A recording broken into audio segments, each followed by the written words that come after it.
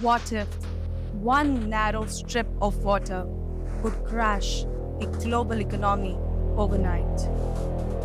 A waterway so small that at its narrowest point it is just 33 kilometers. Yet, every day, nearly 20% of oil supply pass through it. This choke point is the Strait of Hormuz. And today it sits at the center of one of the most dangerous geopolitical crises of the 21st century. The escalating conflict involving United States, Iran, and Israel is not just a regional war. It is a clash involving nuclear ambitions, global energy supply, superpower rivalry, and reshaping of the global world order. To understand how the situation reached to such a point, we need to go back to nearly half a century. Chapter 1: The Revolution That Changed the Middle East. Historically, Iran was a key ally to the United States against the Soviet Union in the Cold War period. But it led to a lot of cultural changes in Iran, like westernization of the society, increase in Western way of life, like drinking, smoking, sexualization of women, dance bars, etc. So, given all of that, there was an Islamic upsurge that led to Islamic Revolution of 1979.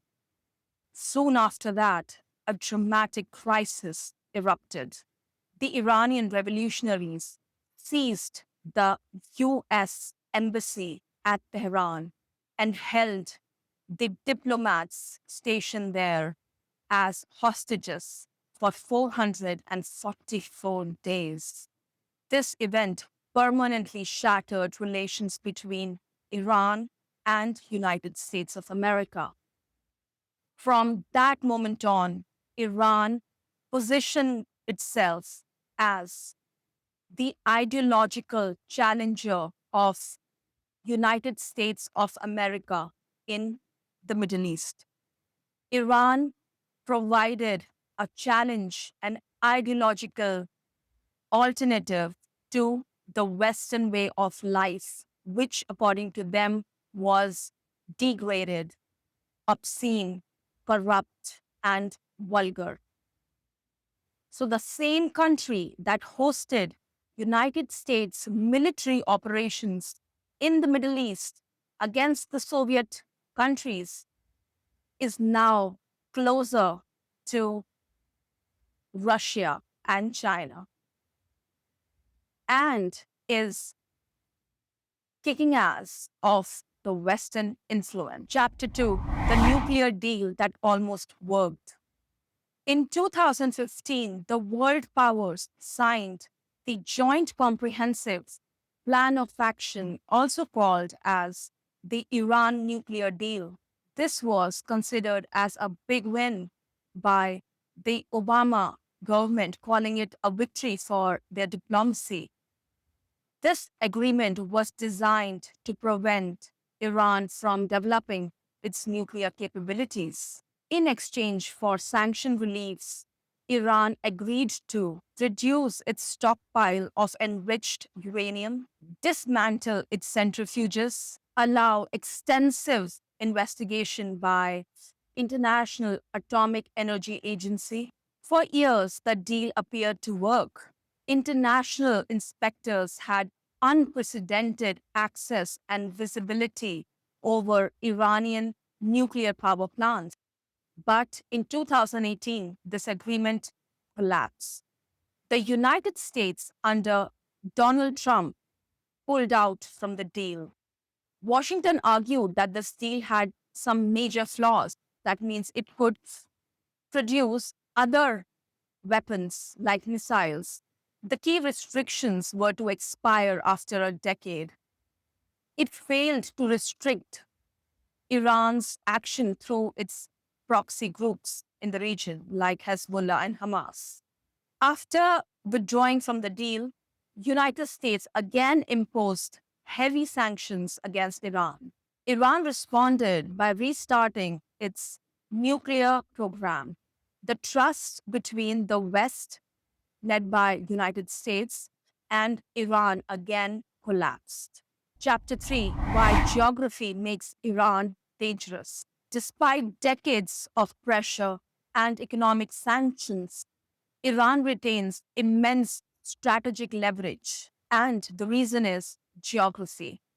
Iran sits beside the Straits of Hormuz, a narrow gateway connecting the Persian Gulf, the oil rich Persian Gulf, to the rest of the world's oceans. Every day, nearly 20 billion barrels of oil pass through the Strait of Hormuz. Massive shipments of LPG move across Asia and Europe.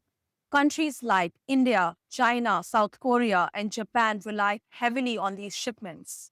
If the strait is blocked, the consequences could be catastrophic. Oil prices could skyrocket, global inflation could surge, supply chains could collapse. Iran does not need to defeat the United States militarily. Simply shutting down, closing, or attacking any ship passing through the Strait of Hormuz gives Tehran enormous bargaining power. Chapter 4: Israel's Security. For Israel, the Iranian nuclear program is an existential threat. Israel is geographically very small. A single nuclear strike could devastate the country. For years, Israeli leaders have warned that Iran should not be allowed to have nuclear weapons. Besides that, over the years, Israel has fought numerous groups which are seen to be, these groups are Hezbollah in Lebanon and Hamas in Gaza. From Israel's perspective, Iran is not just an ideological opponent, it is the chief organizer of hostile activities against Israel. Chapter 5: The New War and the Leadership Vacuum. In 2026, United States and Israel targeted Iran's military infrastructure and nuclear facility. In these strikes, they killed their supreme leader, Ayatollah Khamenei, among others of his family members, and some of the senior leaders of their Islamic Revolutionary Guard Corps, which is their central agency party having their leadership. So, in one strike, many prominent leaders of Iranian leadership were wiped out. This strike created unprecedented leadership vacuum in Iran. I would like to compare it with the tipping point that started the World War I, which was also assassination of the Archduke, right, of a leadership that World War I started. So we can say that this assassination of Iran's supreme leader is tipping point that can lead to greater war. Iran responded by launching missile attacks against Western bases around the region. It launched military strikes against Saudi Arabia, UAE, Qatar, and many of the neighboring countries. It also blocked the Strait of Hormuz. Energy markets immediately spiraled, the oil prices shot up, and the governments around the world began preparing for economic shockwaves. Chapter 6: The Hidden Superpower Competition. Behind the regional war lies a deeper global superpower struggle.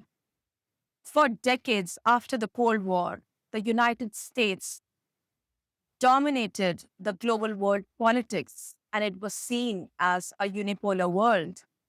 But that era has ended. China has emerged as second largest economy and a major global geopolitical competitor.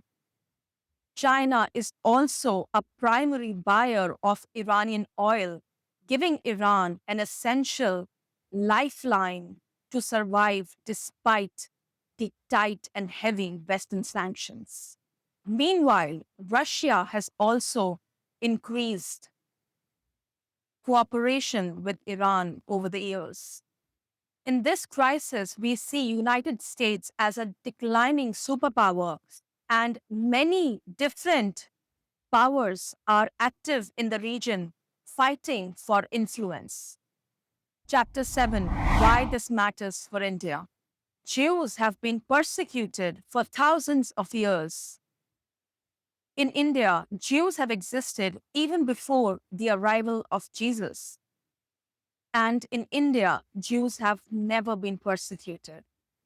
India and Israel have a close cooperation. Israel has supported India's right to self defense, providing it with defense equipments and technology transfer. However, India is dependent on Iran for oil and gas and is operating Chabahar port in the southeast Iran. Ever since the partition of Palestine land and creation of Israel in 1948, the region has been in constant state of war and turmoil, similar to what has been happening in Indian subcontinent after the unnatural partition of India and creation of Pakistan. The killing of Iran's supreme leader may not lead to a world war overnight, but it crosses the line which global world leaders have for years tried to avoid. When world leaders themselves become target and international relations become a state of complete anarchy, conflicts stop being limited and risk of escalation rises dramatically. The false narrative set by United States that it is concerned about the rights and liberties of Iranian women stands exposed. If any power change has to happen in any country, it has to happen organically and through the people. The claim that US and Israel attacked Iran because they feared an imminent attack and they acted out of that intelligence is bogus. As for India, even after a bone chilling, brutal attack in Pahalgaon, India was stopped from retaliating against Pakistan, and US heavily intervened in stopping that escalation. The double standard of United States stands exposed as they continue to undermine the sovereignty of independent nations. And one must think that if Israel was able to take preemptive action against Iran with the help of United States of America to stop any imminent attack, then what kind of leverage must Israel have over United States? Could it have any links to the Epstein files? Critics of the war, as well as the Iranian media, have said that an effort to bury the Epstein news, among other corruption charges. The war simply acts as a distraction. Documents released in February 2026 also show that Epstein had ties with Iran and dating back to 1980s involving money laundering and arms trafficking. Some analysts suggest that these links were used as leverage in the backdoor channels before the strikes began. The recent polls suggest that 56%, if not more, Americans are against the military action. As the rationale of doing so remains fluid, sometimes it is to prevent Iran from having nuclear capability, other times it is the regime change, sometimes it is self defense. So their rationale is fluid and of Americans are against the military action. Let me know in the comments what are your thoughts on this subject, and if you like this video, give it a thumbs up, and thank you for joining my channel.